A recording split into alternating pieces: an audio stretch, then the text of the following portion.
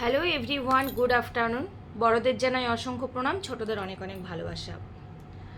তো আজকে কিছু গুরুত্বপূর্ণ কথা তোমাদের সাথে বলার জন্য এটা আমার ফার্স্ট ইন্ট্রোডাকশন ভিডিও।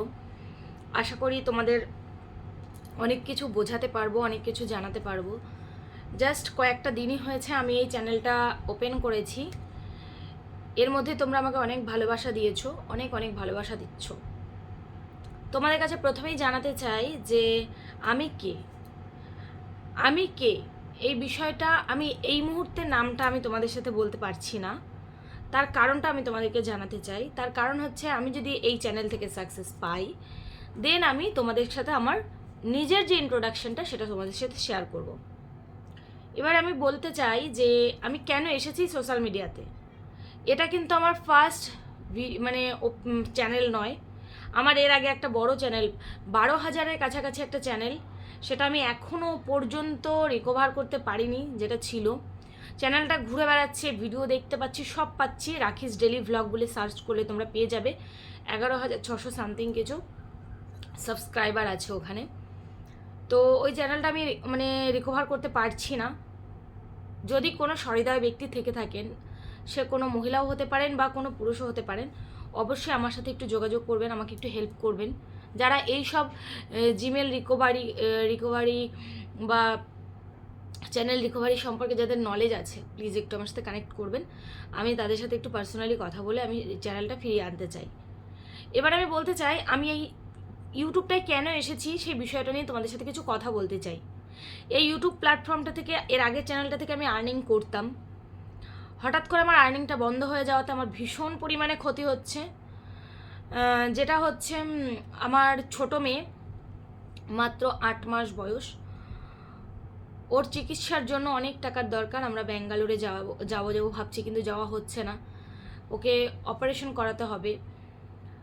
তো ওর মাত্র একটা 8 মাসের বাচ্চা, বুঝতেই পারছেন যে কতটা প্রবলেমের মধ্যে থাকলে একটা বাচ্চাকে আমরা কত টাকার দরকার পড়লে আমরা আর্নিংয়ের জন্য বাইরে ব্যবস্থা করতে হচ্ছে। এটা বোঝাতে পারবো না আপনাদেরকে। আমার ছোট মেয়ের হার্টে ফুটো আছে। তো যে কারণে আমার সোশ্যাল মিডিয়ায় আসা, যেহেতু আমার হাজব্যান্ড একাই আর্নিং করে, এবার তার মধ্যে আমার বড় মেয়ে রয়েছে, ক্লাস 8-এ উঠলো এবার।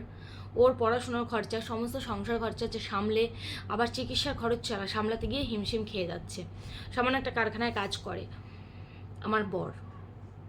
তো সেটা দিয়ে সংসার চালিয়ে, একটা মেয়ের পড়াশোনা, আইসিএসসি বোর্ডের পড়াশোনা চালিয়ে, তারপর আবার আর একটা মেয়ের এরকম এত বড় একটা অসুখ, সেটার পেছনে ট্রিটমেন্ট করাতে গিয়ে অনেক টাকা পয়সার দরকার। আপনারা জানেন যে একটা যদি আর্নিং মেম্বার হয় বাড়িতে কেউ, তাহলে কিন্তু ভীষণ চাপ পড়ে যায়। তো সেই ভেবেই এসেছি আমি আরও 3 বছর আগে। বেশ ভালোই আর্নিং করছিলাম এখান থেকে, মোটামুটি টুকটাক আর্নিং করছিলাম। তো যাই হোক, এবার আমার বক্তব্য হচ্ছে, আপনারা সবাই আমার পাশে থাকবেন। আর আপনারা আমাকে একটু কমেন্ট বক্সে দয়া করে জানাবেন আপনারা কী ধরনের ভিডিও দেখতে চান। আমার এই ভিডিওটা যদি আপনাদের অনেকের মাধ্যমে কাছে, যারা আমাকে, আমার এর আগের চ্যানেলে ভিডিও তো ভাইরাল গেছে প্রচুর, তো সেই ভিডিও দেখে তারা যদি আমার এই ভিডিও দেখছেন, অবশ্যই বলবো আপনারা কমেন্ট করবেন আপনারা কী ধরনের ভিডিও দেখতে চান। আমি যদি কোনো ইটিং শোয়ের ভিডিও আনি, সেটা আপনারা দেখতে চান, নাকি আমি কোনো ফানি ভিডিও করলে সেটা আপনারা দেখতে চান, নাকি আমি আমার বাচ্চাকে নিয়ে ডেলি রুটিন বা ডেলি ব্লগ যেটাকে বলে আর কি, সেটা করলে সেটা দেখতে চান। প্লিজ আমাকে একটু কমেন্ট করে জানাবেন। আমার ইচ্ছে আছে এটা নিয়ে এগোনোর, যে ইটিং শো খাবারের যে ভিডিও, সেই ধরনের ভিডিও আমি করব। সপ্তাহে একটা করে আমি ভিডিও দেব, কারণ প্রতিদিন পসিবল না খাবারের ভিডিও দেওয়া। সপ্তাহে একটাই আমি ভিডিও দেব, যেটা যদি আপনারা সমর্থন করেন তাহলে। জানি না আমার এই ভিডিওটা কতজন মানুষের কাছে পৌঁছাবে। আবার নতুন করে পুরো পথ চলা শুরু, সেই জায়গায় দাঁড়িয়ে বলতে পারবো না আমি কতটা এগোতে পারবো, আদৌ সাকসেস হব নাকি হব না।